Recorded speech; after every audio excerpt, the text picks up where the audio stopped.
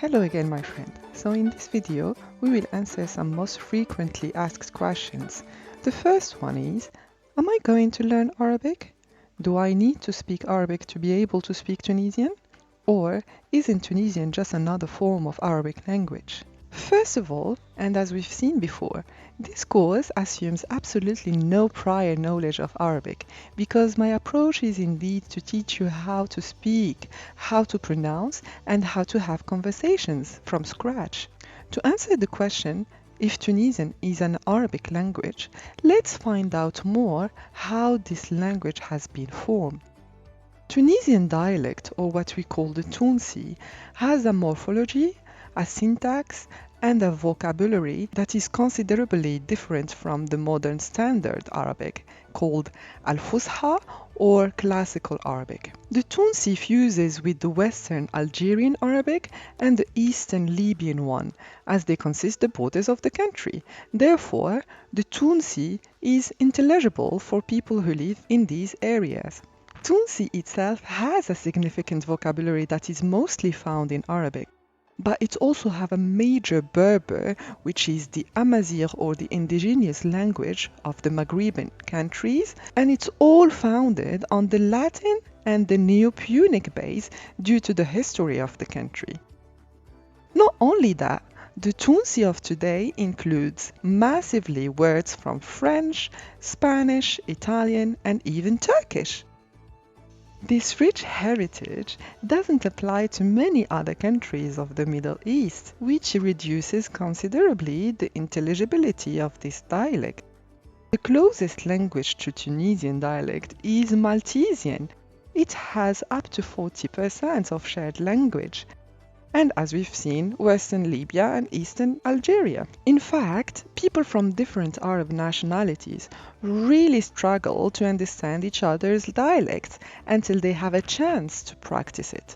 Moroccans, Egyptians, Arab countries of the Levant and the Gulf need a certain effort before they can get it, adapt to it, and then eventually speak it. That's why this course can be very helpful for Arab speakers from other countries if they have a chance to live in Tunisia. It can definitely help to adapt quicker. But let's go back to the Tunsi dialect. View its diversity of roots wherever you are from. I'm sure you already know some words in Tunisian without necessarily realizing it yet. If you are French or Spanish, then you recognize d'acordo that comes from d'accord or d'acuerdo. If you are Spanish, then you can hear the word cucina that comes from la cucina. And would you have ever imagined that one of the purposes of learning Latin at school, if you did, was probably to help you learn Tunisian today? Look at these words, for example. Jrana comes from rana, and it means a frog.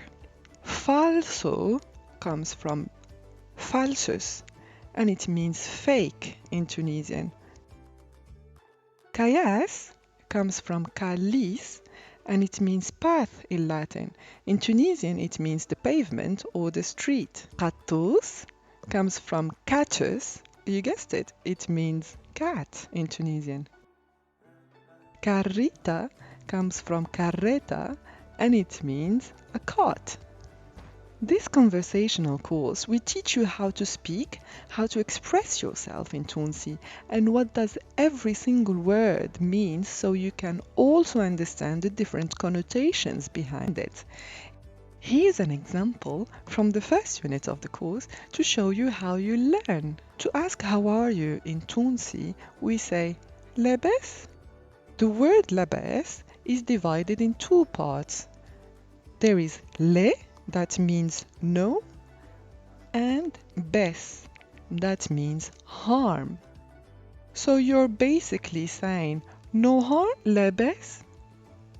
Another way of asking how are you will be shnowa hwalik.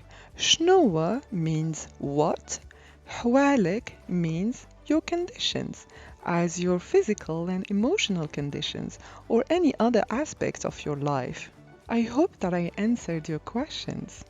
Next, we will see together some extra few letters we will need to learn Tunisi.